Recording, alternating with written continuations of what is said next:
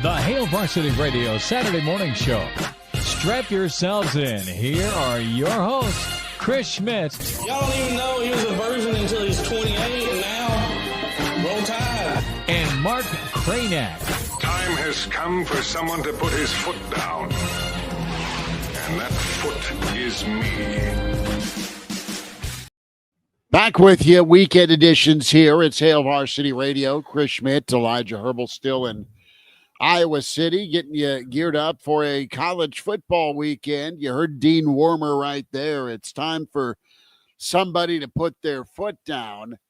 And you as a Nebraska fan absolutely feel like that just because Iowa's been giving you the foot you-know-where for a long, long time. Still, disbelief, 13-10. At the buzzer last night, and just a few hours, a burrito run, a trip to the bar scene, and back at it, Elijah. Ready to rock and roll. Doesn't make it any easier for Nebraska fans. We ran into a few Nebraska fans last night that were here, and they were, they were medicating. It's that weird combination of disbelief and, of course, it happened. You know? It's the disbelief in this can't keep happening, but then the understanding of, well, it is, and I don't know what's going to fix it. But this is just the reality of what Nebraska is right now. They're a team that, whether it be talent, culture, a combination of both, is not good enough to get it done in close games. When you compare it to Iowa, it's what they do. They do it, and they do it well. You can always jump in the stream with us and find us, the Hail Varsity YouTube channel, Hail Varsity Radio Twitter, KFOR Facebook, and KFOR Twitter as well at KFOR Radio. And appropriately put, Mark Kraynak with us, grumpy. He has switched out his big red hat. Maybe it flew out the window to his Oakland A's, now Las Vegas A's hat. And Kraynak, good to spend time with you. Thanks for joining us this morning. Brandon Vogel in about 10 minutes, the Iron Horse. Gary Sharp going to be with us. And let me ask you this, because Elijah and I got to do about 2 hours of post-game last night. I got to see some of it. Yep. And I want to ask, did you ever feel comfortable? Did you ever feel, okay, this is going to be different? It's halftime. It's 10-0. It was a struggle, yes, to score. But Nebraska got a touchdown, a field goal, and things look all right. And even with the way the defense was playing, did you ever feel safe? Or did you just know in the back of your head someone was going to come out of the woods and stab you? The way they were playing, yeah, I did actually feel a little bit okay. But then once it happened, and I'm trying to think of what the it would be, because there was so much. It was all so clustered together and unraveled so quickly. Was it the muffed punt, or was it the swing pass that went for 72 yards? It was less that, actually. I think it might have been the punt. Well, thing about the punt got the fans back into it up until the point where sent out the field goal unit, and they're booing them. And I had the feeling of, okay, the defense came up and made a play. That's what you've been talking about so much, is people need to step up and make plays in close games. You make the play there. And then first play of the fourth quarter, 72 yards to the house. That's whenever 2nd and 13. That's whenever I had the moment of, oh, here we go again. Well, and maybe it was different just because watching it on TV where they showed it again, and you're like, dude, Nebraska had 3 guys right there to make the tackle. Like, they, and they had dominated everywhere else. Like, that was just a dude making a good play, unlikely to happen again. Well, and they tackled really well up into that play. I think they're right. Yeah, I think all their missed tackles on the night were that play. And it was 5. Dude, those fools would have had like 90 yards without that play. Like, total. They would have had like 90 total yards in the game. And they finished with like 160 something, 164. Yeah, something like that. I'll pull it up. You held them below 200, right? You hold them to 164 yards and you lose. Like, what? 13-10 again. When I'm looking it up, just to see. I was like, God, that's 13. Like the exact same thing last year. Like what? Like the exact same, almost the identical score. I'm really getting tired of just processing everything with you all, like every Saturday morning. No, every Saturday morning we get on here and we are live processing. Like, the hell did we just watch again? I'll tell you what though, Rule, for all of his post-game press conferences, he turned Ohio State into almost like a rally speech, like, to all the non-believers out there, all the people. To all the people who were told they couldn't do it, to you fat kids, to you short kids, they call us to, right? He made that sort of a rallying cry. Yesterday, he just looked flat out pissed. He should have been. I think, I don't know this. I think heads actually are going to roll. I think he's disgusted by what he's seeing at this point. I think he's looking at it. Just, if you just look at his demeanor over the past half season, he hasn't really looked like this before. He's just sort of like, he kind of cannot believe that this is the team that he has. And these are the things that they do. Right? He's almost like dissociating himself from it. He's just kind of like, these guys got to make plays. I don't know. You got to catch the ball. What do you think? You think we're snake bit? Like, no, we just got to get better. We just got to catch the ball.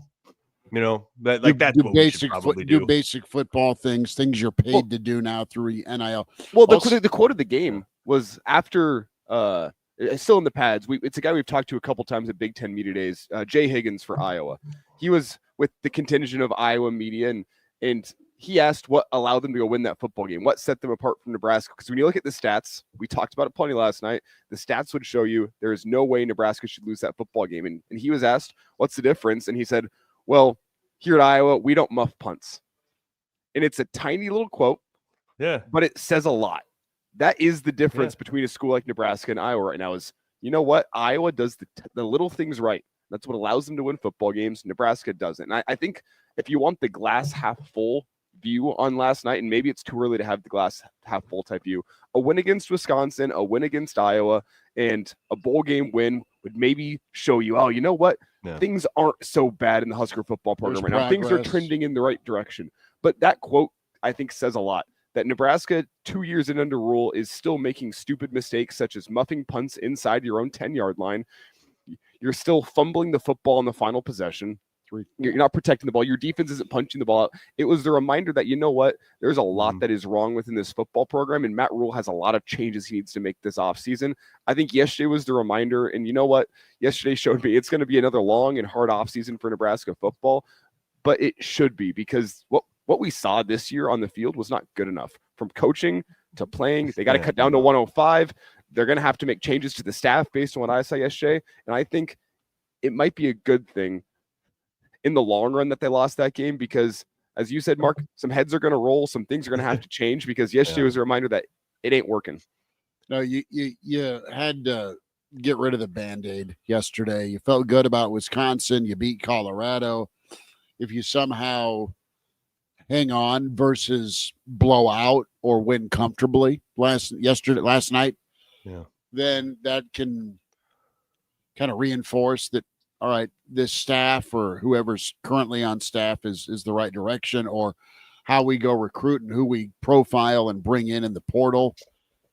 That's working, but you've got to be on it all the time. And I have no doubt that he's preached till he's blue in the face about how to go about it and what to say. And I think the Mr. Nice Guy kind of, I don't want to say act like it's not sincere. I think it is, but I think the Mr. Nice Guy approach clearly changed when you brought Dane in. Yeah. He's, brass tacks guy that kind of has fun calling plays and likes firing you up. But I think you got to go get more zero tolerance guys on your staff and guys that are going to be able to either bring in guys that can make a play, returning the punt, can make a play when it comes to a situation that's at the 10-yard line or inside. And poor IGC, I mean, he's losing it into the wind, and he's been here 100 years. I mean, it's an older guy that was in no man's land trying to catch that punt, and it's a freshman that's trying to jump on the grenade because he thought it was touched. Well, he had lack of communication. And then, for the love of God, Dolman said this last night, it's crunch time. It's 2-minute drill. You're tied at 10, and you got part of your special teams unit on the bench trying to stay warm versus up, practice and snap, hold, and kick for maybe a walk-off. And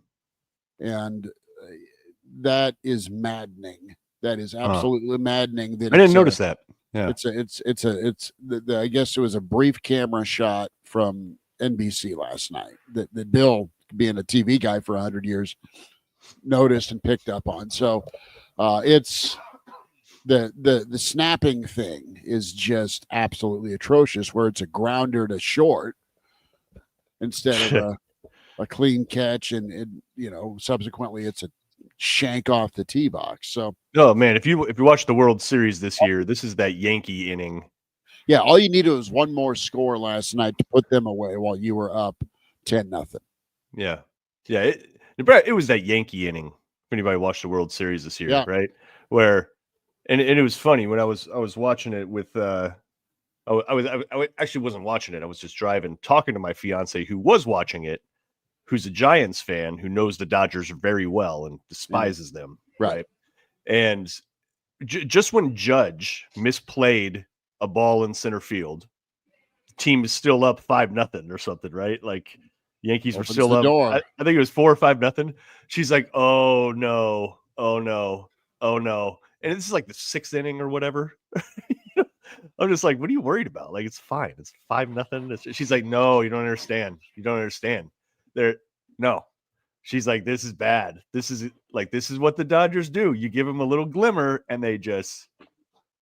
I'm like, "Oh, whatever." And then, sure enough, Dodgers just unload on the Yankees, take the lead, and that's what Iowa is. You give those dudes, like, I mean, that was to quote PJ Fleck, that was a culture win. We can clown Iowa all we want, but they figure it out, man. Dude, they are principled, right? Like I can't stand them. They're annoying, but I respect them, right? They're principled. Like Ferentz does not. There's no gray area with what they're going to focus on. There's no gray area with the types of players they will and will not tolerate, types of efforts they will and will not tolerate. The blueprint doesn't change. Like, dude, they're not messing with brioche, bro. It's plain sesame seed buns. All right, this isn't Wagyu, right? This is just 73-27 ground chuck. It's not duck fat fries, bro. That's straight canola oil. They don't they are not worried about the window dressings. They're not worried about any of those things. They are worried about no. Like pretty much excellence at the basics. Right? And it's kind of hard to believe that you would build a whole program around just do the things right and the other team will screw up and we'll be all right. I mean, but they built an entire program around that, and it's proven now. It is absolutely proven at this point. And that gives you a ceiling, but that also gives you a high floor, right? Yep. You were hoping through a follow-up for the breakthrough, guys, from last Saturday, and it was there. But to get back to Mark's point about the culture win, how about this for a stat? Since 2018, Iowa's record, whenever they've put up less than 200 yards of offense, is 6-7. The rest of the FBS combined is 18 and 403. It's just what Iowa does. Is that pick six previews? This is from Matt Benson on Twitter. Like they don't need yards. Like what? Like in some ways, you clown Iowa for not being innovative, but in other ways, you have to look at it and be like, maybe the joke's on the rest of us.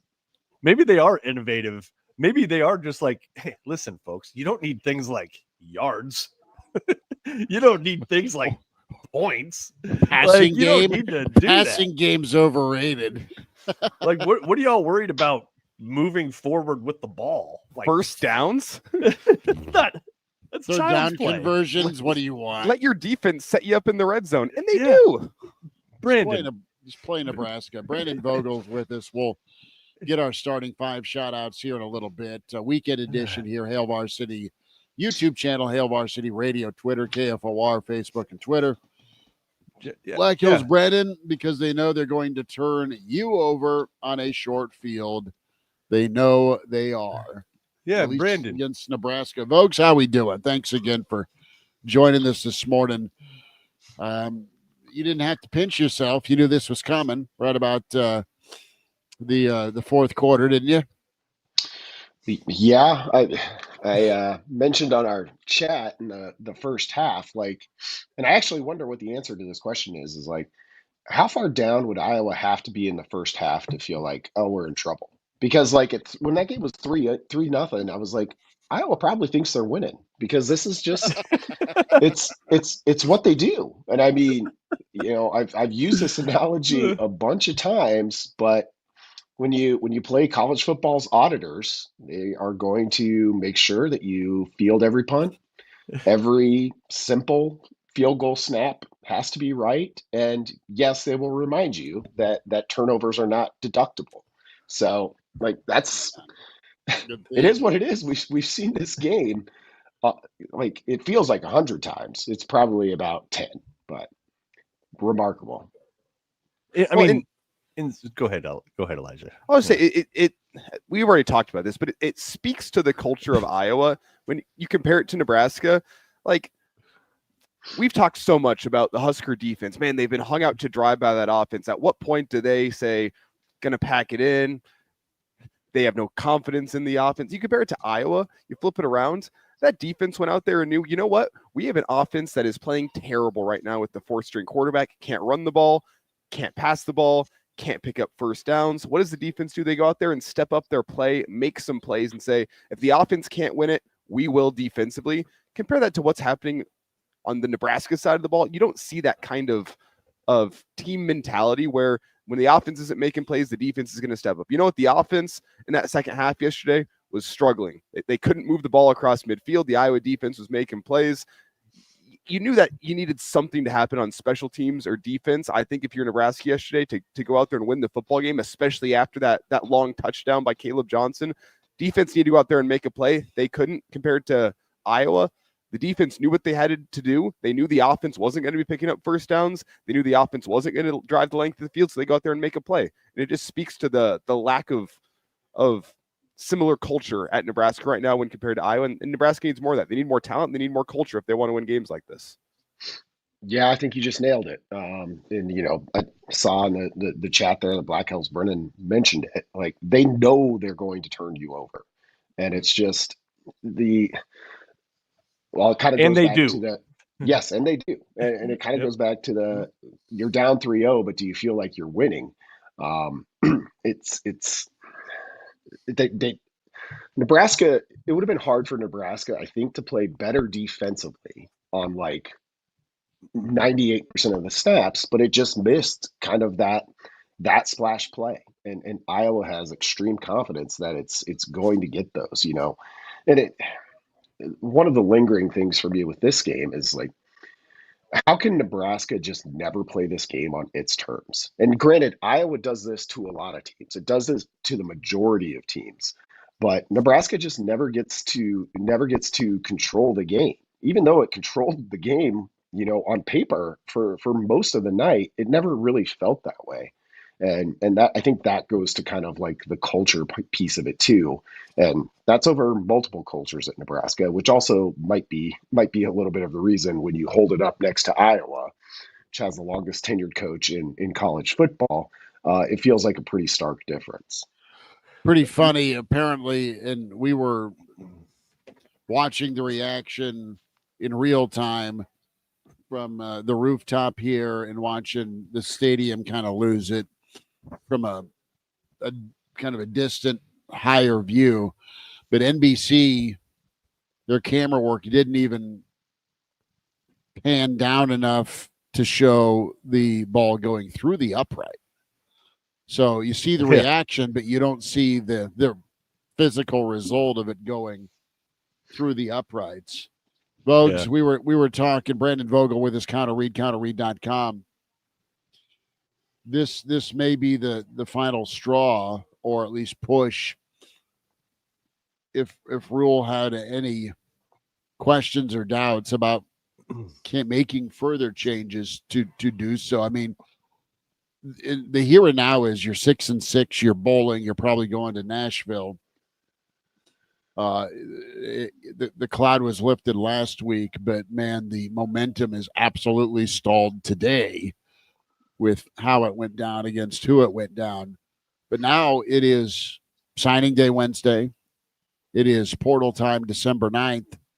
It is Dana watch, and then it is maybe get the roster down to 105 too. And then maybe Tony White watch. I mean, is he there's possibly been some overtures by a couple of other programs. Does he go make a lateral move and go somewhere else as a coordinator? I mean, that's something to have the radar up for as well. But man, it might be a little easier to walk away after another stellar, sparkling performance where you make one mistake all night and your phase pretty much had to bring it home again, pitch a shutout. Yeah, I mean, one week after finally kind of getting over that hump for really the first time in the Rule era, it was like, and I mean, I guess this shouldn't be a surprise. Like, you know, getting to the top of the hill doesn't mean you can't fall back down a little bit. But like, it's what it was. It's like you pitch basically no hit or one hit baseball for 7 innings, real solid outing, but you're only up 1-0. And after that, whatever happens. So, I haven't started digging into it yet, but like, it's gonna be interesting to like sit back and take a big picture view of like, well, what do you have? They're one win better, and making a bowl like matters. It might help at least early with what I think is going to be a pretty chaotic offseason. It's going to be a chaotic offseason in college football, but I think particularly with Nebraska, because it's kind of like, well, what do you have to show? You got one more win, and beyond that, there's whatever progress is happening is not all that apparent, which I guess doesn't matter in the grand, like going forward for the future. Like as long as that progress is happening, okay. But it's a tough picture to sit back and say, well, what did Nebraska do this year exactly? Yeah, and looking in the comments right now, fans are pissed off even at reporters right now, which to some degree I kind of get it, of in post-game press conferences, you get to listen to reporters' questions, and if you compare maybe how a Nebraska post-game press conference goes to, I don't know, say a New York Giants post-game press conference, there's a distinct difference. At the same time, I think the questions are still there, and it's honestly not even about that, right? Like I kind of feel like Nebraska is getting held accountable in other ways. I think some of it's reporters, I think some of it's fans. It's this, right? It's like round the clock referendums on the program are happening anyways. The reporters don't need to even go there in post game. Although and maybe it did happen yesterday. I wouldn't have minded yesterday somebody just being like, Coach, what does today's result in this season mean for the makeup of your staff moving forward? Right? Something like that. I think that would have been a fair question. But it's just that's the thing with this program right now, is that people are even just criticizing the people that cover the team, right? Just like, dude, it's not even about that at this point, right? And if you are Rule, why don't we just start there? Season's over, right? Regular season is over. You go 1 for 2, right? You're 6-6. What is your first move? Let's just start there. Like what is your? You probably have to make moves. What is your first move? Like take the bowl aside. I mean, it is today. You wake up, you're 6-6. You are what you are. You saw what you saw. What moves are we making? What moves do we think he's going to make? Put it that way. So that way it's not even us criticizing. So like, what do we think he's actually going to do? I figure out who's staying and who's going. I mean, who's helping me with the 105? I got to know who I'm playing with next year. I mean, let's be honest. There's probably going to be guys going into the portal before the end of this show. I mean, that's the reality of what college football is right now. It's going to happen quick over the next 48 hours. And let's real quick, Brandon. Sorry to cut you off here, real quick, Brandon. Yeah, let's also appreciate. No, you're fine, man. Let's also appreciate the environment in which everybody is coaching right now. It's not unique to Nebraska. Is really volatile, right? Like super volatile. There is no precedence for it. I mean, when you think about transfer portal, when you think about guys that are able to leave, when you think about NIL, when you think about the makeup of the Big Ten changing the way it's changed, I mean, it's super volatile times in college football right now. But if you're Rule, what do we think he is, Brandon? What do you think he's actually going to do when it comes to staff, or when it comes to style, or when it comes to roster? Any thoughts there? Yeah, I think I think the big one, I think Chris is right. Like the roster piece of it is like a massive reshuffling of the deck potentially for a lot of teams, but I think particularly for Nebraska, given that they had a season that wasn't kind of like clear progress, that increases your risk there. You got to figure out what you're doing on offense. Like, I think that is the decision. So if you can keep Holgorsen, I think great. I think, I mean, I would definitely sign up for that. That's probably the biggest one. And then, you know, if you had some changes on defense, whether they're your own or if Tony White were to get a different opportunity, whatever that looks like, I wouldn't see a lot changing there. That's kind of like the bedrock of Matt Rule's overall approach. So they'd find some new coaches there if needed. I honestly don't know if we're like in store for a lot of staff changes, partly because it's so volatile everywhere else. And I know it kind of becomes this isn't, you know, things haven't worked as well as anticipated. You got to make changes. Rule's not really had to do that in his first two, you know, at Temple and at Baylor. It kind of becomes the accountability piece of it. Is like, well, somebody's got to quote unquote pay for this. But does it actually help? And who knows? I mean, there's just a lot of uncertainty there. So in some ways, like, because I think so much is going to change across the sport, maybe you could talk yourself into such a big reshuffling, not be the worst thing for a program that feels a little bit stalled at the end of year two. I was thinking about this when Nebraska was winning, of like, you know, does all of the stuff we do in the off season of like, well, here's returning production, and here's what this team did, and you know, here was their actual scoring differential. Like, is that stuff going to matter in the same way it has for all of this? Like, I think we're just entering a more random era.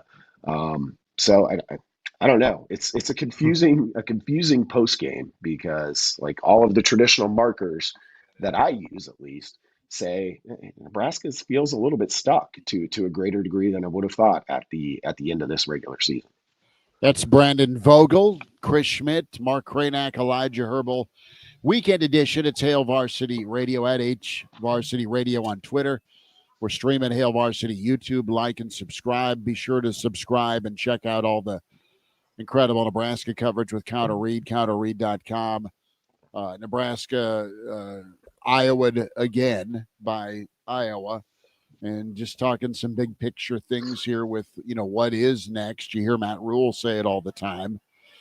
Vogues, your fan interaction, it went from, okay, you're bowl eligible to, man, where are they going to play? I mean, I think that excitement's dissipated with the way you went down last night.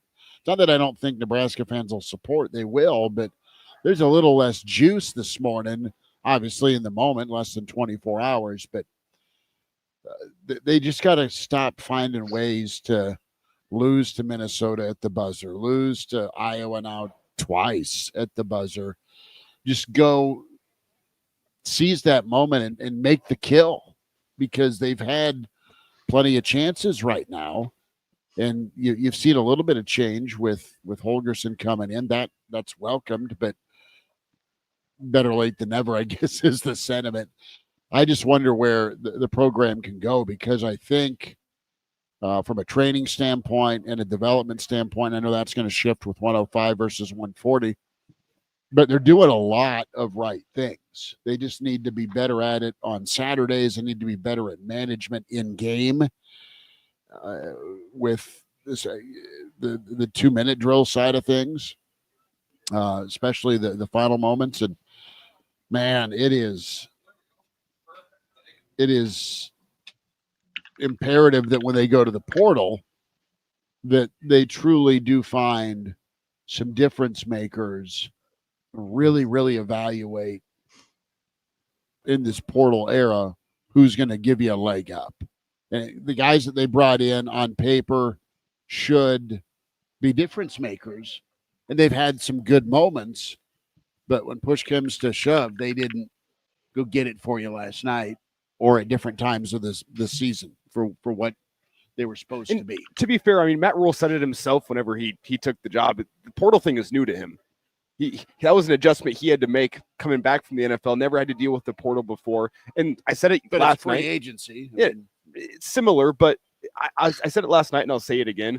You look at how Fred Hoiberg adjusted after his second year to use the portal and figure out the type of guys he needs to bring into the program via the portal. He had to make that adjustment because he had to learn as well, coming back from the NBA, how the portal works, what type of guys he needed to make his program work. And you see the result. I mean, the Husker basketball program is rolling in a way that I'm not sure people thought it would be following Fred's second year. There were a lot of doubters out there.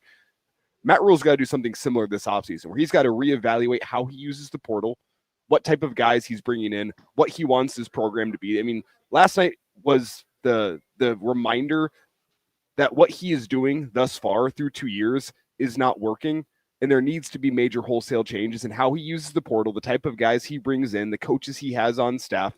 And that's why I gave you the glass half full view earlier, is that's the concern, is that if you go in and beat Wisconsin and you beat Iowa and you make it to a bowl game and there's good feelings, people could think, man, Dana Holgorsen, you slap the Band-Aid on it. It's working. Things are going great. Next year is going to be different. Yesterday was the reminder that, you know what, it's not working, and there needs to be some serious changes that come this offseason in how Matt Rule runs his football program. And you just see if he makes that adjustment, because how he's used the portal has not worked. The type of coaches he's brought in has not worked. The type of guys he's recruited hasn't been working so far. So wholesale changes needed, similar to what happened with Fred Hoiberg after his second year at Nebraska. Duly noted. I guess kind of to get back to what do we think he will actually do, you know?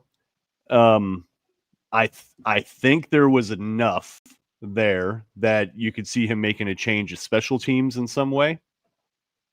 Here's the thing with the new coaching staff, with the there's no limit now on coaches you can have. So it might not look as simple as we are firing Ed Foley and we are bringing in this guy, right? Similar to like what happened this year with Satterfield. You just added Dana Holgorsen and sort of reduced Satterfield's role.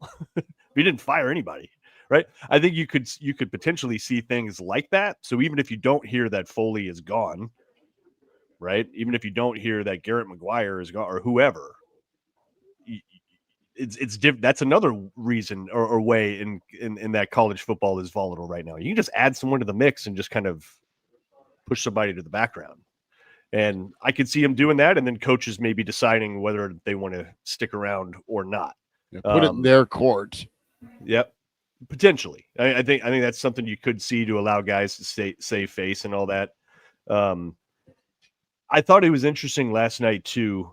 I'm just curious your comments on this, fellas, but when it unraveled, it was pretty much all seniors, all last year guys. Didn't make plays. Yeah. And look, you say this, you have to be somewhat careful with this. Like John Bullock, for instance, he had a hell of a season. Like really good. He had a player. good game. He had a really good game. Linebacker. He had one missed tackle last night. Yep. He's the one that bounces off, right? Then Garcia, he bounces off. He had that play. He was right in the spot to make the play, to make the tackle on that 72-yarder. Bounce right off him. Garcia Castaneda, right? He's the one that kind of muffs that punt. Nair, a portal drops edition, that ball. 2nd and 1. Yeah. Bryce Benart, right tackle, gives up the rush around the edge. I just wonder if some of this stuff also will take care of itself in some ways. Of just, you've got a team of folks, like that's been their experience. That's been what they've done here, and that's what they've witnessed. As you just kind of blow it when it matters, that's what they've seen. Maybe some of that even takes care of itself. But I thought it was pretty remarkable that in those those probably 4 key plays, seniors were sort of in the position to prevent it and didn't across the board. Yeah, yeah, and I think that kind of gets to the heart of, like, what's the issue? What are you trying to solve for? What are you trying to fix in the offseason? And it's, to some degree, it's kind of a leadership thing in terms of being able to get consistent performance out of the team week to week. And Rule's been that guy that has done that in his other stops. Nebraska, when he inherited it, was the program that couldn't be that, and it still isn't. So, when we talk about, the transfer portal and things like that, like when I look at Nebraska, like, other than long snapper, there's not a lot of positions where I'm like, oh yeah, they just weren't good enough. You need a couple guys. Like, they're, highly specific things, but like D-line, were they not good enough? No, they were good enough. Like secondary, maybe you had a hole or two there, but broadly, like, it doesn't seem like a talent or skill issue. It's just it's those things. It's John Bullock who made like probably 99% of the plays he needed to make all season long, but he doesn't make that one, and that's what's contributes to sinking you in these games. Like, it's why is the margin that thin still for Nebraska, for a guy like that was one of your best players all season long, made a ton of plays. He can't miss one, right. It's man, it's bizarre. Yeah. It goes to mentality.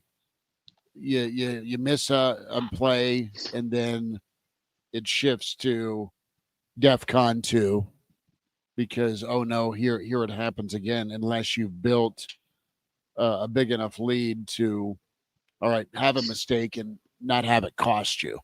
Nebraska's not at that point right now where they're up on teams enough to have some breathing room. I mean, everything is put to the screws because of how tight the games are. And it comes down to just what is real, and what's real in this program right now, fellas, is they still got to learn how to win.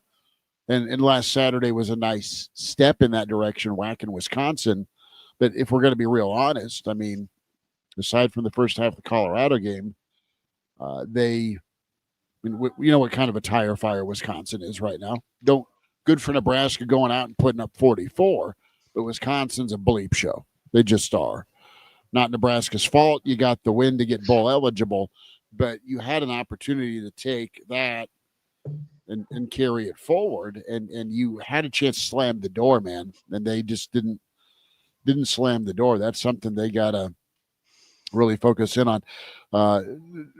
You had Brian in the comments. I put it up. What do you believe this team was? Were they 8 or 9? Is the talent on that roster to be 8 or 9 when you look back at this season? Because I saw that talent kind of show through last Saturday, but then they play up or down too to who's on the field with them. Obviously, with that inconsistency being 6-6. So, I mean, it's just been a funny year. It's been a funny year too. That you had moments of progress, but at the end of the day, the finish line is a little bit better. You're not 5-7, but man, it doesn't feel like it should right now if you're a Nebraska fan. No, it doesn't. And I do think, like, you'll get past today and you'll get towards bowl prep, and assuming like the transfer portal isn't a total bloodbath for Nebraska in terms of departures. Like, it'll bounce back, and I agree. And maybe that's because I think Nebraska was an 8 or 9 win team. I mean, you lost twice at home as a touchdown favorite. Like, you win both of those. Now, Illinois ended up being pretty good. UCLA, UCLA's, well, it's about where Nebraska is. That's a tough one, but you win both of those, that gets you to 8. Say you drop one, can you steal one somewhere? That's the thing. They didn't steal one really in anywhere. And when you look at it, I don't know the number off the top of my head, but in terms of teams with a winning record that Nebraska has beaten, FBS teams, you got Colorado this year. Is that the only one? Wisconsin didn't get there. And you go back to last season, Illinois didn't get there a year ago. Like, it's tough. And these are kind of all the things that are bouncing around in my head now that we've got the full book in on season number 2 minus the bowl game. Well, and I would say credit to Rule of saying we're not snake bit. Like, he doesn't even entertain that idea. However, as a fan base, we all know that's absolutely like, yes, you do have to make the plays. He is correct, but no, Nebraska's snake bit. Like, I mean, for real. There are too many instances at this point where you're like, okay, like the law of it is so unlikely. I mean, you think of 2021 where it's like the only team in FBS history to lose that many games in that way, right? 1-score losses. Like, that's literally never happened in the history of college football. And then let's think about this too. Think about how many times Nebraska has won with a walk-off field goal. I can think of 2 in like 25 years. I can think of Josh Brown, right, against Colorado, hitting that, and then Pat Smith, Penn State, kicking a walk-off field goal. I think that might have been overtime. It was overtime. Yep. But that's it, like 25 years. Who's the Northwestern in 2019? Who's that? Who? What? Northwestern in 2019? Yeah, who was the soccer kid? Who was the soccer kid? Yeah. Matt Waldock against Michigan State 2020. Okay. There we go. How about that for a poll? So it's like 3, right? Just super rare, right? Like, you could go, my point being, you could go a decade and not witness a walk-off field goal win on either side. Like, it's a pretty rare occurrence, right? And Iowa does it to Nebraska 2 years in a row. Like, what? For the same score? Yeah, right. Off of a turnover? Dude, it is so unlikely that at some point you do have to be like, okay, you're a little something in the water here, right? A little snake bit, but he can't entertain it, and he doesn't, which is good. Yeah, it is good. From a success rate standpoint, like, Nebraska won 63% of the plays in that game yesterday, which is an extremely high number. They had an 80% success rate defensively, which is how it looked. But you give up the 172-yarder, and then, on credit to Iowa, like, it forced the turnover. Guy hit a 53-yard field goal on an ice cold night. Like they make those plays, and Nebraska doesn't. And we all know that, but kind of bottom line, it all leads you back to the same spot we've been for a pretty long time. Go make a play and seize the game. Vogues, tell us about Counter Read. What can folks check out? Well, we'll be doing the big off-season autopsy now, I guess. Didn't feel that way for a lot of last night, but that's certainly where my head's at. I've got a ton of volleyball upcoming. Transfer portal will be crazy, so there's going to be it's going to be an eventful month of December in ways that'll be good for Nebraska, even though nothing feels good today. But also there'll be some hard things to ask and ponder. So it'll be eventful. Vogues, appreciate you. Thanks for jumping in, bud. Thank you much. Thanks, guys. Thanks, Brandon. Good to hear from Vogues. We welcome in the Iron Horse, Gary Sharp. Sharpie, brother, as we drove out here, you're I love it. Next to the home of John Wayne sign, there's also you are nearing the home of Gary Sharp. I think it's pretty cool that you've got your own signage on the interstate. Well, I appreciate that. You know what sucks? So he has no time to entertain jokes on a Saturday morning. You are in like Con 2 mode, and you're ready to fight. Well, I think people should be mad this morning. Oh yeah. Oh yes. They should be angry. They should be angry at the way this game ended. But so the guy that recovered the fumble, there at the end. Which one? The final fumble. Okay. Lou Ellen? Yeah, I know his parents. Well, they know you. I would rephrase that. They're from Urbandale. Did they send you a text? No. I haven't probably seen him in a while. I mean, I sent him a congratulatory note or a text when their son committed to Iowa. He's a really good football player, but yeah. How about that 6-6 season, huh? No joy, man. Well, there shouldn't be. The thing that happened last night is that's a masterclass in Iowa football, and it's a masterclass in Nebraska football. You know exactly what Iowa's going to do. They sit back and they wait for you to make mistakes. And why you should be angry today is because Nebraska dominated the line of scrimmage. Nebraska dominated that football game, and it basically came down to 3 plays in that game where Iowa did Iowa better than Iowa usually does, and Nebraska continued to be Nebraska. And that's what happened in that game.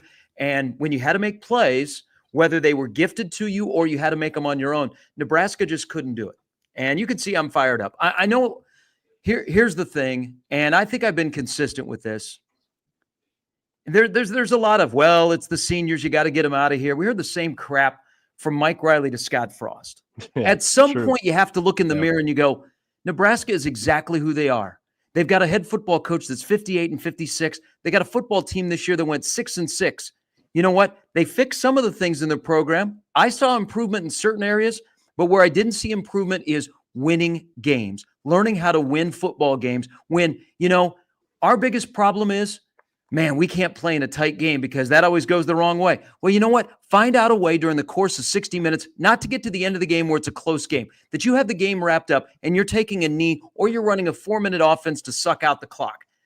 That was a masterclass in what Nebraska football is last night, and people should be angry about that game. Defensive players should be angry about that game because Nebraska they checked off a lot of boxes to win a football game, but at the end of the day, you know what got Nebraska? Wasn't a 53-yard field goal by Drew Stevens. It wasn't a questionable call here or there. It wasn't John Bullock not being able to bring down Caleb Johnson while a guy was getting blocked in the back or a guy was holding or whatever the hell happened in the end zone to keep the ball out of the end zone when you're trying to down it. What happened in that game is Nebraska was exactly Nebraska. Nebraska didn't make winning plays when it mattered. They had guys that did not make plays when it matters. And they're not new here. They've been around for a while. They've either played somewhere else or they just got here. You know what? Do your effing job.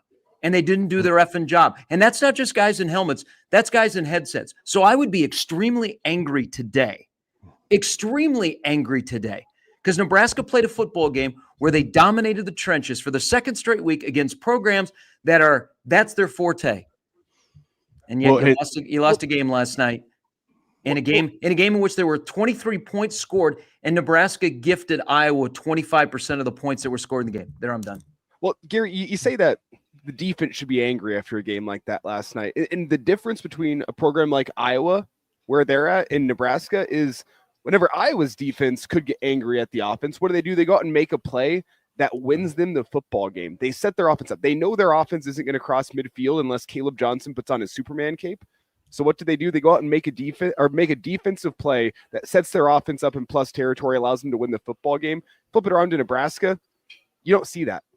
Yeah, sure, the defense has a right to be angry today, but the defense also needs to know Iowa has a dang good defense. You know what? The defense has to go out and make a winning play in the second half whenever Iowa has the momentum to get it back and set their offense up. And it's the difference between a winning football program in Iowa and a losing football program in Nebraska. Well, you've got compliments. Iowa compliments each other's phase of the game. Period. Right? I mean, they do. They fix it. They figure it out. They outlast you. They are George Costanza. Well, and the margin of error, like Nebraska did a lot of things well last night, but the margin of error is so small compared to Iowa's. Mm-hmm. And do you get over that? I don't, guys. I know that there's a mental hurdle, and I know that there's guys that in winning time they're not able to make plays. Is that a mental thing or is that a talent thing? But it's mental. At some you have the point, talent to do it. At some point, when it is go time and you're making a call from a headset or you're making a call on the field, man, you just got to make plays. You got to. This is an all-encompassing football program loss last night. That it's not only Iowa and the pettiness that is part of this rivalry. And all the BS that now is going to have to be discussed about a handshake or the cops at the midfield, or, when you win, you can say whatever crap about the other head coach. It's just when plays are there to be made, you got to make them. I'm telling you, there's going to be one particular play in this game that is going to frighten you and will haunt Nebraska until they play Iowa again. And that is Isaiah Nair. That play, if he catches the ball, he might still be running. He might have already run across I-80 and ended up in Lincoln. Yeah. And that's a play at that moment you have to make, because then Nebraska has to punt the ball from the Iowa 40 with about 3.5 to go. Yes, they got it back, and Iowa gave them a gift. But, man, you can't – when your forte is not winning close games – and you're 4-22 in your last 26 one-score games since 2021, and your current head football coach this year is 1-5, and you've got this turnover margin that looks so good, but now is going the wrong way. And Nebraska finished once again every year since 17 with a negative turnover margin in the regular season. You have to find a way to avoid those, to get away from those, not to play into, all right, we got them right where we got it. It's a one-score game. You're not built to play those games. And at any point during the 60 minutes, you have to find a way to not put yourself in those situations, because then people go, well, it's predictable. I mean, I want Nebraska to be unpredictable. They're way too predictable when it's a tension convention at the end of the game, because you know what? They talk about chasing 3 and they talk about playing in those games. That, man, you know what? The Big Ten, that those games are going to, you know what? Don't put yourself in those situations. When you have a chance to put your foot on the throat or on the throttle earlier in the game, bam, do it. And you don't have to deal with that. Yeah. So the question becomes, Gary, because you're right. It's the same stuff. Insert player here, insert coach here. This spans staffs. It spans senior classes, spans years at this point. So the question is, what the hell do you have to do to change it? Like, really? Because you can point at Bullock, you can point at Nair, you can point at Garcia Castaneda, you can point at Benhart, you can point at the long snap to a field goal kicker, right? It's just, you can point at it, but what the hell do you have to do to just completely expel this sort of snake-bitten certainty that Nebraska lives with. But honestly, like if your Rule today, like your Matt Rule, you just woke up, it's 6-6. What are you actually doing to change these fortunes? You're taking control of your football program, and you're taking control of your roster. Mm-hmm. What does that look like? And what does that look like? You have position coaches that play the guys that play the best in their room, regardless of what year they are in school. This is your first time. If you've gone for 2 years where it's like, man, we got to flush some of these 4th and 5th year guys out. Okay, now it's 2025. You take control of your roster because you can whittle it down to 105, and you can pick and choose who is on your roster. And then that comes back on your tab of, then it's our job as a staff to develop and, first of all, evaluate, develop, and then turn that into winning football on Saturday. I will tell you another thing, guys, where you can change that. And this is where Matt Rule needs a lot of help. His quarterback has to help him evolve. Yeah. I mean, I don't know if you want to talk about this, but this is a monster offseason for Dylan Raiola. Yeah. In terms of physically, mentally, the whole part of being a quarterback. If you want to be an NFL quarterback and you now are starting to get squeezed in Iowa, an Iowa friggin' kicker is calling Mahomes Jr., this is a huge offseason for you, because a difference maker at that position in a program that's got such a small margin for error can help the rest of you evolve. Mm-hmm. And he's got a lot of things to work on, that he now controls his own, whatever his future is. And, I think not only with Dylan, but Rule and the program and what happens in the next couple of weeks with players that are here or coaches that are here, the sense of urgency needs to be ramped up through the roof. That this is unacceptable. There weren't enough strides made. Yeah, we got to a bowl game, but the manner in which you are losing football games cannot continue. There is no one that can survive that way. And so I hope the sense of urgency will be addressed across the board. And then you got to make some right decisions on personnel and coaches and what you do moving forward, and not overlook some of the gains you've made, but then use those and then figure out in your other areas that continue to plague you, how do you fix those? Is it with the person that's in charge of that particular area, or is it the players that are involved? Sharpie, I got to ask you, when it comes to Dylan in this offseason and the Dana factor, right? Because his background of quarterback development's super appealing, along with his play calling, design, all that stuff. I know they didn't put up a lot of points, but there was a lot of points left on the field yet again by Nebraska, where plays need to be made. I mean, for Nebraska to live right and move the right way on offense, it's got to be Dana and Dylan. Don't they have to be kind of at the hip here moving forward if we're talking about that, a year from now, if we're doing this again? It's got to be those two helping one another, right? Yeah, I mean, here's one thing that I think is encouraging. The wide receivers. Now, Nair had a bad game, and there's not only the drop, but there's a play, guys, where he ran to the sideline where he could have cut it back up and gained an extra 2 yards, and it's a first down. Yeah. Yes. There's a lot of bad football IQ on this team. Okay, is that being taught? Is that being allowed? We've talked about accountability for a couple of weeks. But if you look at the wide receiver position in 3 weeks is much different to me, because the route trees have allowed wide receivers almost to play freer. But back to Dylan. Dylan's awareness, the clock in his head, seeing out the sides, just football IQ needs to get better. And I don't know if that's coaching, or is that just you learned from a year? Like, what has Dylan learned from this year that he'll work on in the offseason? I know that he will work on those things, but can he work on them with an edge? I think that's another thing. is now when you transition to next year, I think you'll be 20.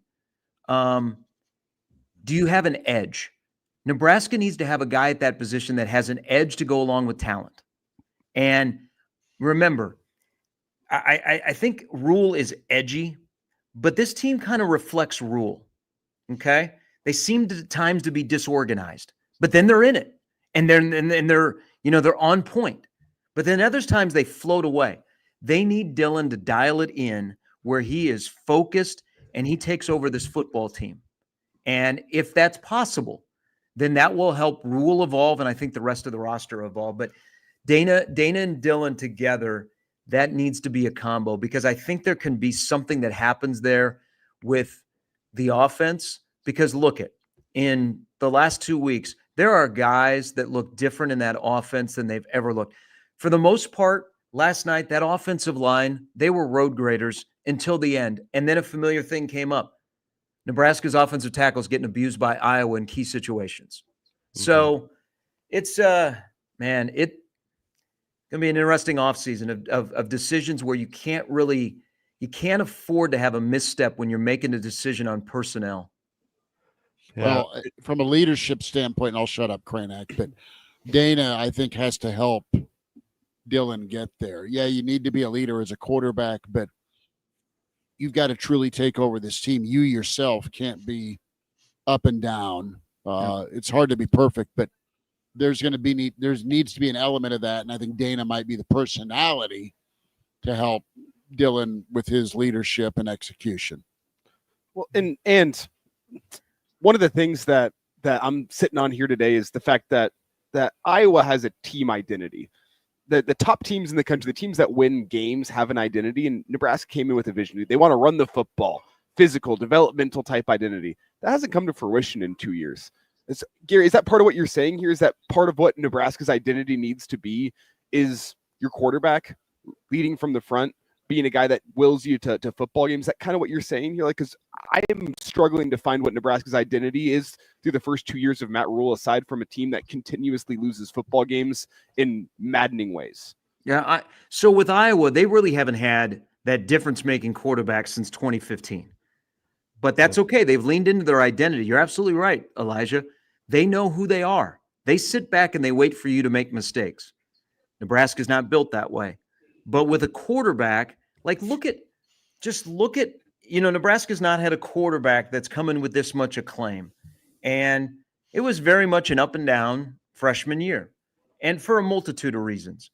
But look at how this the whole team is based off of, maybe not the whole team, I'm going to say the offense, is based off of like a play that Dylan makes or doesn't make. I just saw this in the stream, and absolutely right. There's a play to Fedoni where Fedoni is open. At that moment, you got to make that play. You got to make that pass. Yeah. You got to make that pass. And then look what happened. That drive was derailed. Mm-hmm. So I still say lead with the quarterback because he's here for a reason.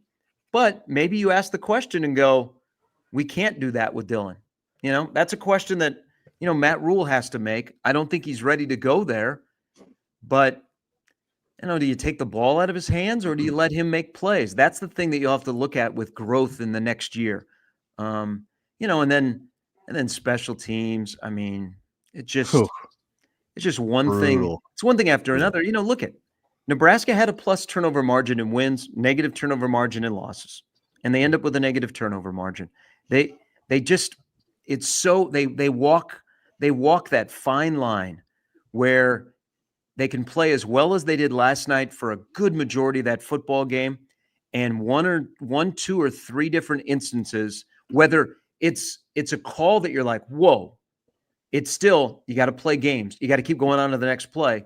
That just sets them back. I mean, it's frustrating, but I guys, the more I think about it, I think last night was one of the more brutal losses in Matt Rule's tenure here. And that game was right there for you. You had that game, and you didn't. I mean, Iowa's Iowa, Nebraska is Nebraska, and that sucks to say that on game 12 of 2024. Listen, you there needs to be a little more continuity between, and Elijah alluded to it a little bit, between what you say and what you actually do. Yeah. Right. And that's the head coach. Right, exactly. And you heard Rule in the press conference yesterday, post game, when somebody was asking about, essentially saying play conservatively once you have the lead to sit on it and, kind of win that way. And Rule kind of bristled at it and was like, no, you got to be aggressive. Like we're not playing not to lose. We got to play aggressively. Great statement, great sentiment. Are you calling plays like that? And to Elijah's point, we want to be able to run the ball. We want to be the most physical team. Are you practicing that way? Are you calling plays in that way? Or are those just more words? Right? Whereas, and I think Dana Holgerson held up a huge mirror to that and showed all of us where he just came in. He's like, we're doing way too much. We are saying way too many things. We're trying to do too many things. I was not trying to do too many things. Right? They're not doing that. The top teams in the country aren't trying to do every play in the playbook known to man. So is Rule going to your point, Gary, take control and say, no, if we're going to be a physical team, that means we're going to have an entire practice working on nothing but ISO and outside zone. Right? Like, are you actually going to do the things are you going to close that gap between what you say and what you do? Because right now it seems like there's a big gap. You've got a coach that is great at communicating, and the soundbite is very real with him. Super savvy, but you say a lot of things that sound good and can get people fired up, and he motivates. He's a good motivator. Yeah. And he does care about the kids, but you need to move forward. I said at the start, and I mean it again. It's really no more Mr. Nice Guy. It's a business. It's about wins.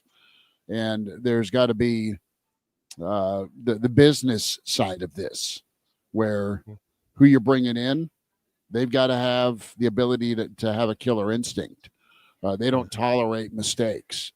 And the rest of your staff, however that's rounded out here going into 2025, needs to be more Dana-like. And then you need to do a good job of trying to keep some guys that you have running, the defensive side of the football. What's that dynamic look like with your defensive coordinator and your secondary coach? So there, you can't stand Pat. He won't, but it needs to be 10 times better. Doing this rodeo now a third time with a rebuild, I get he's good at the planning part.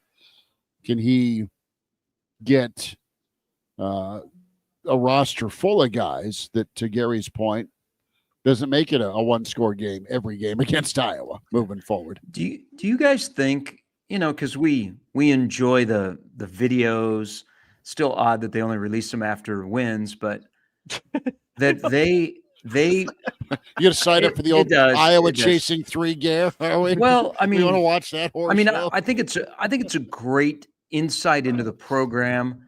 I wish they would release it every week, but that's their choice. Don't call it Chasing 3 okay, so I'm gonna bring that up. Shots. Do you think that they put themselves in a box by having that as a theme this year?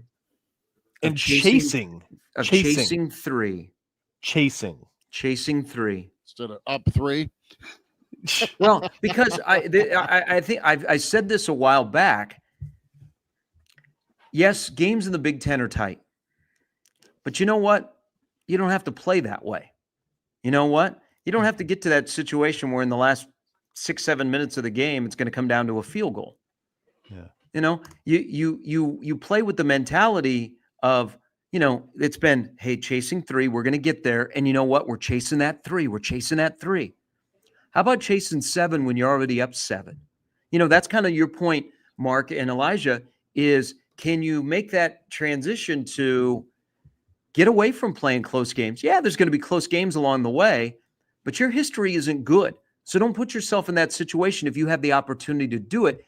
And there were there were moments last night where Nebraska had opportunities really to put that game away, but it's missed opportunities and it's the little details. You guys don't think if it's 13-0 what that game feels like? Because and you guys were in Elijah, you and Schmidt were in the stadium watching on television. Hell, even 10-0 felt enormous. You're big time. And I was just like, okay, give us a break. They caught a break. And then Nebraska actually caught a break because the defense only gave up a field goal. I mean, they were balling, except for one play. You know, it's Gary, they wouldn't have even had 100 total yards. I know. You know how many third downs they converted? You know how many third downs? Iowa converted 0 third downs. Yeah, 0 for 10. And you know what? And talk about an identity. What did they do in 2015 with that really good Iowa team? They walked into Memorial Stadium and went 0 for 9 on third down and won the game. And you remember how that game played out. Yeah. It's just because they all run together. Iowa can say we're chasing 3 and people go, hell yeah. That's what we do. We live for this. Nebraska can't because there's that mental hurdle about close games and, oh boy, here we go. Because you know what? You probably, like everybody else, go, I know how this ends. I've seen this movie before. Let's change the name of this this next series next year. And there's a reason why they don't put us in charge of that. Like, how about beating the crap out of the other team? Like, I don't know if that would be a good theme. Instead of chasing some nebulous points. And couldn't you guys just feel it was trending that way? Once it was 10-3. After the muff punt, it was just like, oh God. Yeah. You knew it was coming. Phil Collins started singing and in the air tonight. And, but that's the question. That's the question, guys. How do you overcome that when you're still up a score, but yet you know that this is coming? You know, is that a flushing of guys that have been around for those 26 one-score games since 2021? Is it just saying, hey, dude, when the ball is in your hands and you're wide open and the quarterback puts it on the money, you got to catch it, son. Mm-hmm. You know, or the other. There's another play that I think the ending with Raiola and the fumble, if it wasn't a fumble or the terrible NBC angles on replays. I tell you another play before that really, really kind of stunted what could have been more. Emmett Johnson fumbling. Yeah, he had some room to move, and 3 times you put it on the old carpet in that fourth quarter.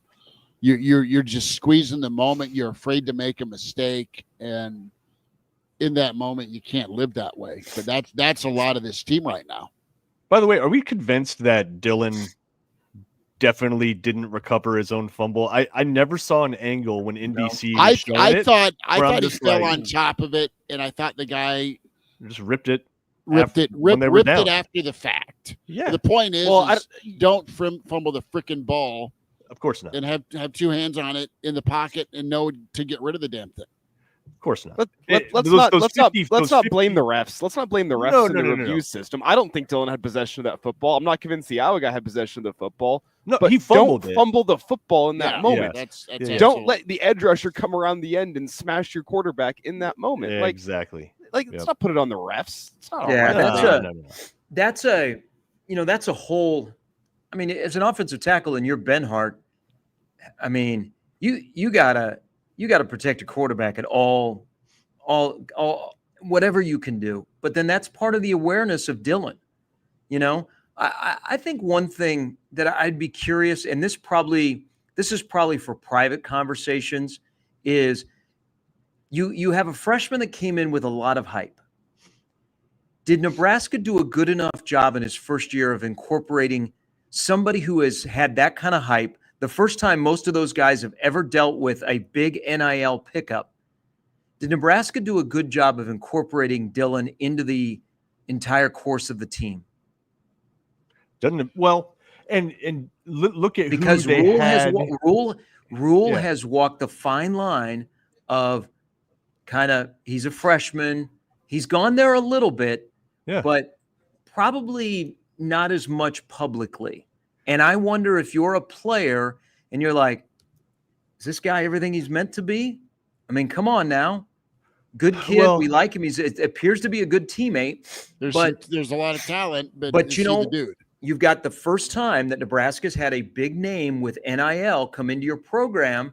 And if that guy is not your best player, you know what it's like. We all work and we're in business and we're like, man, that guy's getting paid more than me and I'm better than he is. I mean, you know how all those dynamics work. So is that a learning thing in year 2 of, you know, let's figure out how to make this all encompassing? Because I wonder along the way, and again, this would be something you'd ask players off to the side.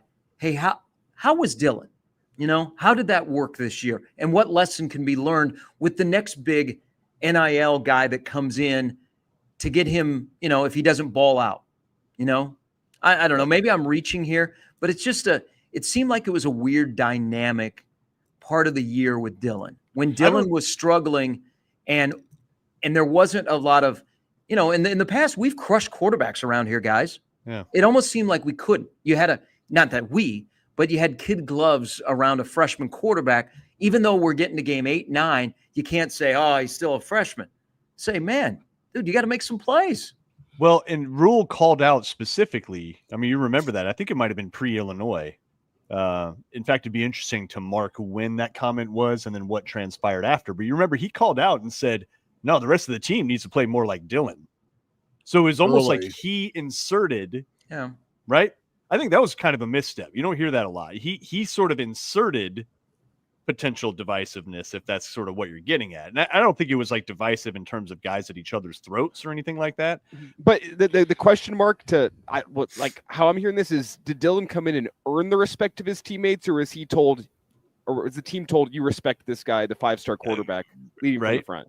And I'm not even sure it's anything Dylan did. Yeah, go ahead. I'm not even sure it's anything that Dylan did in particular. No. Like it appeared in at least when he spoke in public, he was deferential to the seniors. He paid respect to them. He said all those things. You never heard from him like, these clowns need to get like how I'm, it was not like that. He seemed respectful.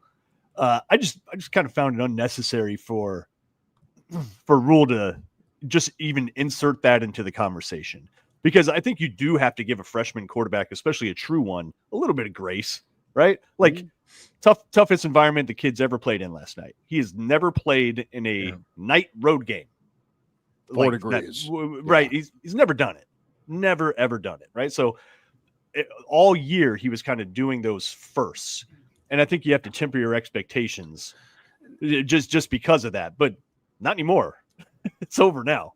Like, They're like, he's seen it all at this point, right? He's seen the top end talent teams. He's seen the top end raucous road environments. He's seen the weather. He's seen all of it. But it was his first time going through all of that this year. So you temper it. One way you temper it is you have a freaking running game. They leaned more on that. Finally. Yeah. No, I think the Dylan element to this is he's high profile, there's high talent, there's got to be accountability, and he's got to be the guy that's making the plays in crunch time, and he's got to be making the routine plays as well when it's not crunch time. Got to be making the plays, but you got to be leading from the front. Watch Peyton Manning or Tom Brady on the sideline of games that are tight. Same guy up or down, not afraid to ask for more out of his teammates. Peyton Manning, Tom Brady, top-level quarterbacks right now in football, Mahomes, they're not afraid to go out there and call out their teammates when they're not playing well enough. They're not afraid to go scream at an offensive lineman whenever they're getting their ass kicked during a game because the edge rusher is screaming on the outside. You don't see that from Dylan. I understand he's a freshman, but I think that's part of the evolution. You got to lead from the front. You got to earn the respect of your teammates so you can have those tough conversations on the sideline. Yeah, I mean, he's got, and again, he's got a lot of teaching points along the way. Does he learn those? And it's not only just being a quarterback, but being a leader, taking control, consistency. We talk about the miss on Fedoni, but he put one on the money to Nair that you can't miss. It's just hitting Lloyd early. Yeah, I mean, that was there. You got to make that throw. But also, what happens, guys? What happens when we get to the spring? What does the quarterback room look like that challenges Dylan on a daily basis because he needs somebody to. He's always probably been at places in high school where he's the guy, and no matter what, and he's quarterback one going into next year. Yeah, he's that this year. But who is on his heels that he views as a legitimate threat? Because Dana. I don't think. Well, I mean, honestly, Dana, you're right, Mark. Dana's got a track record of getting guys to the league. Yep. But does he view like Harburg as a legitimate threat, or does he say, Harburg will never beat me out, but we'll still play him because there's certain things that he can do that are kind of cool? Yeah, and that's the reality of the situation. And so you need a coach or a staff that inserts that pressure, creates that pressure, drives that performance, kind of like Phil Jackson with Michael Jordan, right? I mean, Jordan was already intrinsically motivated. Nobody was going to beat out Jordan no matter who the hell they drafted. But you had to keep that edge, right? Phil Jackson was masterful at kind of keeping that edge on Jordan, who probably would have had it anyways. But he also have, so this is another part of Dylan, guys, is there's that internal part because people have mocked him.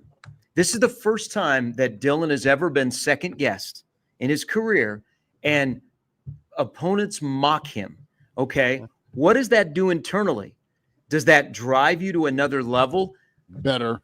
Or do you just you keep doing what you're doing? Again, huge offseason for 15 for where this team is going in 2025, because you'd like to kind of build around him, wouldn't you? Well, sure. You go get some of the talent, and you get the wideouts that are going to make a catch in third down consistently. You get the run game going. Yeah, no, you build around him. He is super attractive for other high-profile recruits or portal guys, right? The high school or the portal option. You go get and you go keep quarterbacks you deem as somebody that can go win your football games. And you get as many as you can in that quarterback room. And every day is a fight for the job. It's got to be not just lip service. And you live with the consequences if, for whatever reason, the guy you bring in can't take that. If they move on and transfer, then they move on and transfer. But for the health of your quarterback room, it has got to be a knife fight every day, I think. Easier said than done, but you can't be walking on eggshells no matter what. That doesn't help your quarterback room. That doesn't push them to be the best. Listen, demeanor-wise, too, I prefer a chillin' Dylan over one that is happy feet and a little too excited. Like, I actually liked his demeanor going into the 2-minute closing drive yesterday, where he would throw a ball and then he would just casually walk up a few yards, hands in his pockets, take the next snap. Like, he's chilling. He probably needs to be a little more aware with the ball, obviously, when the pocket's collapsing around him. But, dude, he delivered a perfect strike to Nair on the road, 2 minutes left, right? 10-degree weather. Perfect. He executed that thing flawlessly. There would have been no edge rusher around Benart to force a fumble if that catch is made. Right. So to me, I think he is doing his part. I think he is doing what you can expect, what you can reasonably expect out of almost any quarterback, let alone a true freshman quarterback. I don't think he's the issue. He ain't the issue. Well, his lack of awareness and casual nature with the football is an issue. Okay. He can fair. And Gary, we talked about that. Remember, coming into the year, one of the bigger concerns about Dylan was that it's not that he's not tough. Like, the dude stands in there. You know, you saw that in his high school film, which was kind of scary, where you're just like, no, he just stands in there. He's almost like blinders on compared to what's around him. And you saw even yesterday when he had a guy hanging on him, he still completed a ball. He's a sturdy, strong kid. His dad did not raise a wuss, right? He's not, the guy isn't happy feet like, trying to get away from all the pressure. He stands right in there. But to your point, maybe he's almost too comfortable there.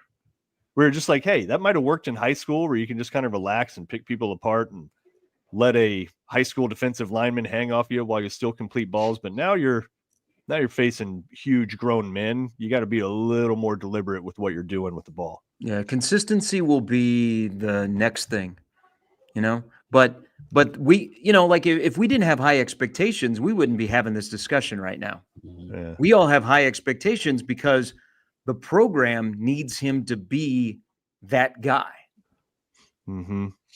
Yeah, it's gotta move forward with his pedigree, and it's got to come to fruition because Nebraska's got to be a place where high profile or high talent level guys can go and thrive. Well, they also have to be a place where, and I think he's good enough because we've seen it. They need guys that, man, just when you need to make a play, make a play. Iowa was down and out, and look at the play Caleb Johnson made. Yep. When they just need to make one play. We saw that on defense last night. I mean, there were guys when you needed to make a grown man stop, they made a grown man stop. It just that one making the play when it's winning time is elusive to this program. And, I probably at the end of the day, you got to have an influx of dudes.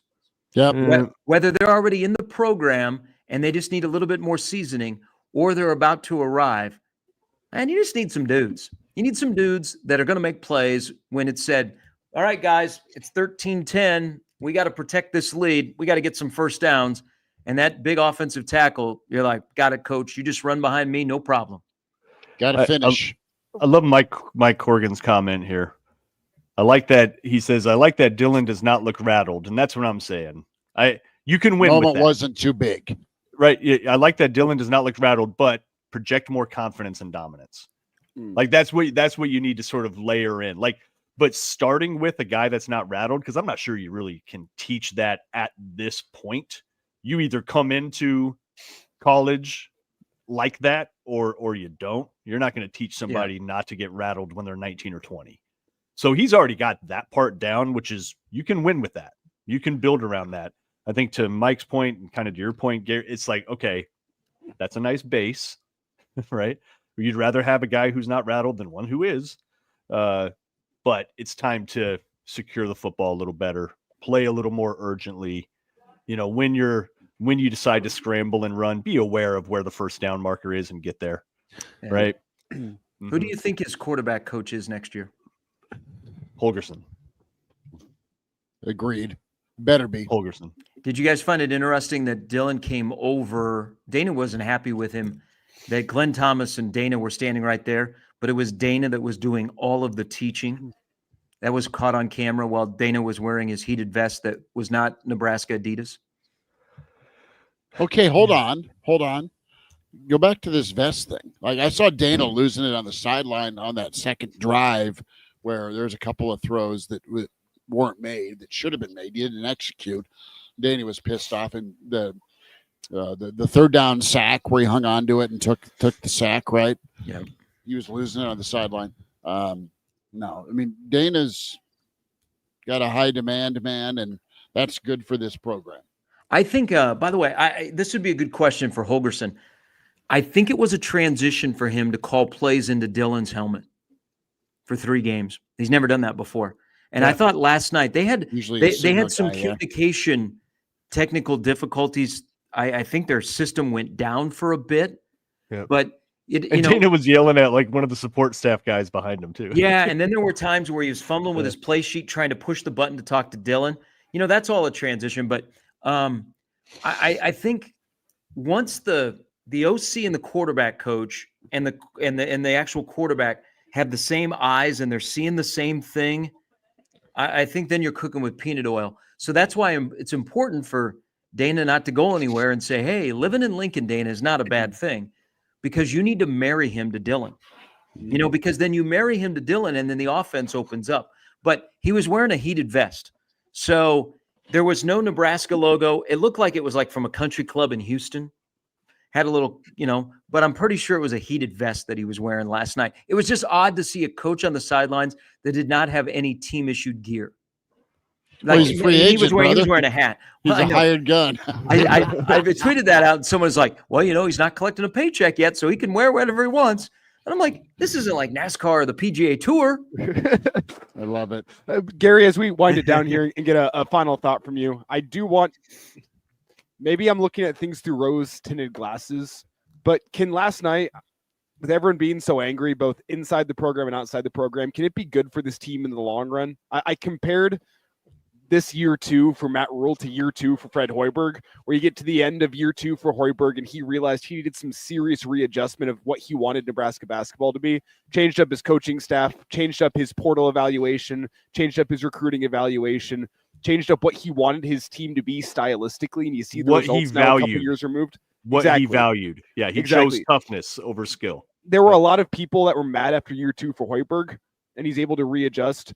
Can that anger on a day like today, can that be good for this program in the long run as he enter the offseason? Or am I looking at things through rose-tinted glasses? No, I think you're onto something. Now, remember, Trev had a big part of that because Trev forced Fred to get rid of Abdelmassi. So if he doesn't, Abdelmassi probably hangs around. Instead, you say, you got to get rid of that guy. I mean, you got to move on. And they had a very frank discussion about the future of Nebraska basketball, going from, hey, this ain't the Big 12 anymore. In the Big 10, you got to guard people. You got to have an edge. And Fred was willing to do that.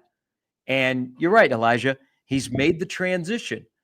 I think Rule has already started that process. Last night is one of those nights where, God, wouldn't you like to play next Saturday? Yeah. Now you're going to sit on it for a while. And guys that played last night or were on the sidelines may not be here then when you start bowl practice. Guys that were on headsets may not be here. A lot of the guys that made plays last night won't be here because they're out of eligibility. But I do think something is important.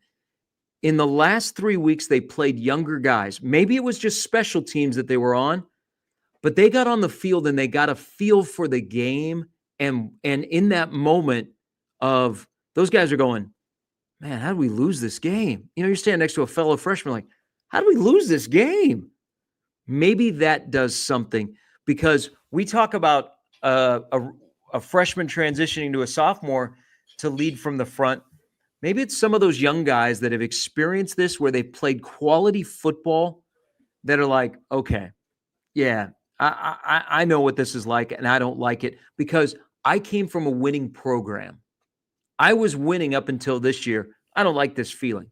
Yeah, it's a I don't know. The next couple of weeks are going to be really interesting with Nebraska because you have guys signing financial agreements on Wednesday. There's still a couple of dudes that are prospects out there that Nebraska's chasing. Then you got the portal, which is going to be active with guys leaving and coming. And then you have to make some decisions on your coaching staff. There is just no way that Nebraska football can live in a world where the punt return is not even part of any vernacular. And it's that not okay. Or when there is no gunners anywhere near a punt returner, it's systematically a complete breakdown. They've got to make a change with special teams. They've got to have a different voice. They've got to have a different purpose. They got to have a different teaching because you are only hurting yourself when you just basically say, you know what, punt return, yeah, no, we're not good. I mean, the margin of error is so small. Look at all the lost yardage in the punt return game this year that Nebraska had, or mistakes that were made where you fair catch it, and then all of a sudden, instead of just getting out of the way, you're like, oh, I'm going to make a move for it. And then a freshman in the chaotic moment doesn't know if you touch the ball or not, if he has to jump on it. And even though it appeared on the replay that Iowa actually touched it first, it's still, Iowa's ball, and you look what happened. Dude, this gets back to that say-do gap that we were talking about. Huh? Ron Brown is sitting there on those sidelines right now. And tell me which unit Ron Brown's ever coached that underachieved.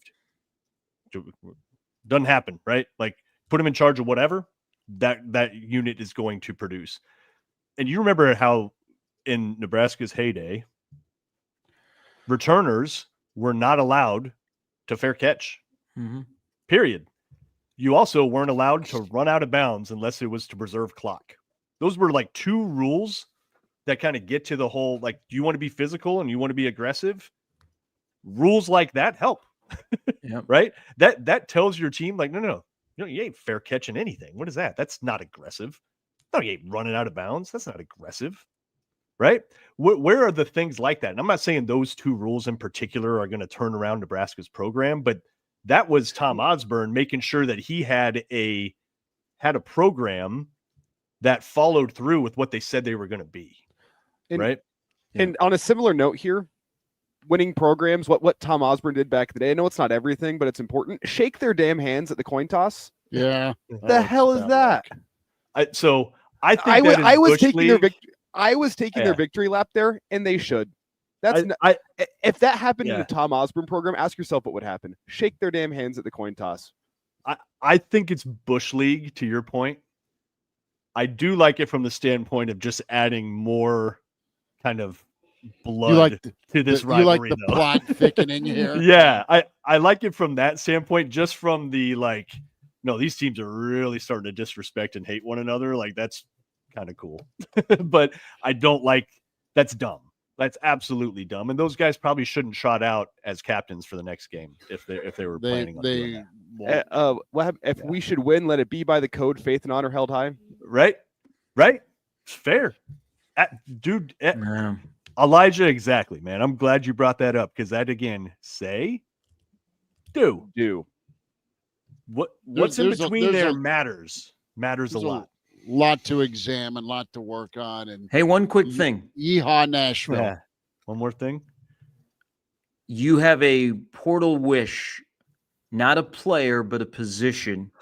Your number one area that you are going to try and spend some of 1890's money would be where? Can we go process of elimination to arrive at this? Okay. Running back, I think you could win with what you got. Receiver, you have Jalen Lloyd coming back. He's a good receiver. You got some good young ones like Clark and Mr. Barney, and you got some promise at receiver. I'd go left tackle. Let's just eliminate Dylan's blind side being compromised. Left tackle. Give me a left tackle who will get drafted as a left tackle. All Nebraska's tackles get drafted as turned into centers and guards in the NFL. Like, when was the last time Nebraska just had like a straight up tackle go from right? Like, it rarely happens. So I'd go left tackle. I'm going to players are important, but give me a year of complimentary football where I've got a competent coordinator on offense. No, you need a player. Gary said a player. But let me finish. The competent coordinator on defense. We don't finish well around here, Chris. Sorry. I know. I get it. No, you're good. Yeah. But give me a year of Tony White with Dana Holgerson together. And a head coach that gets out the way? Yes, give me that. Was Rule meddling a little bit on offense? Not offense. I think he micromanaged a little bit on defense. There's a comment after the Indiana game that was kind of startling. I think he spent a lot of time on defense this year, and maybe of late he drifted back to just being the guy at the top.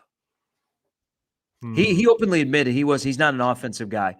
He let offense slip. He trusted one guy too much, and then he made the right call to bring in a guy that he's essentially turned the entire offense over to. I think Rule, if you have both of your coordinators back next year, Rule being a CEO, program builder, motivator, all that kind of stuff is great, and let your coordinators coordinate. Yep.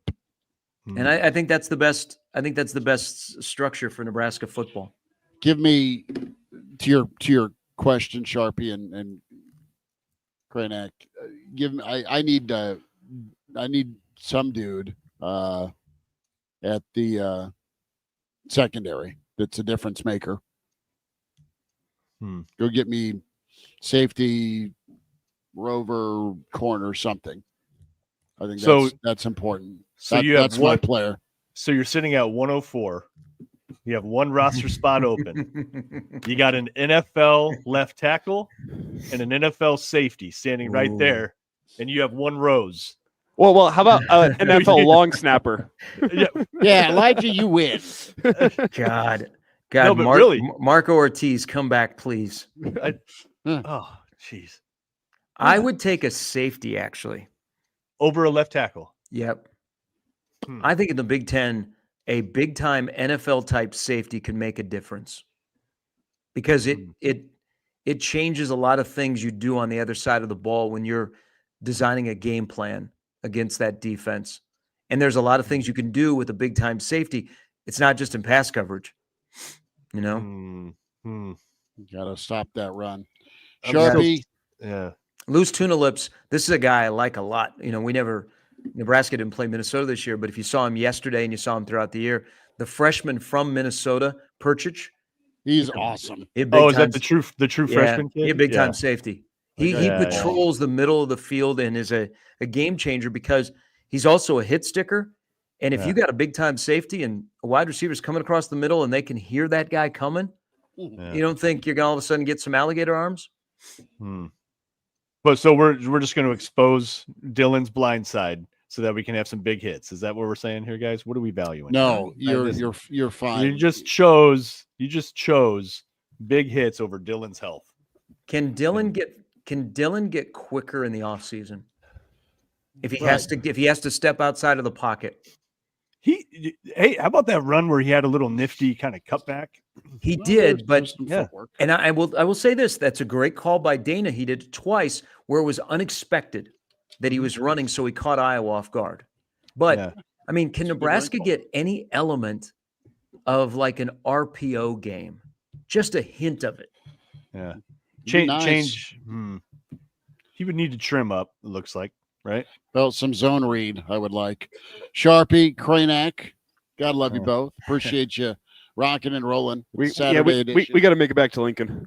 We got to check out. Long, cold fam damly Thanksgiving. By the way, that's a great hotel you guys are in.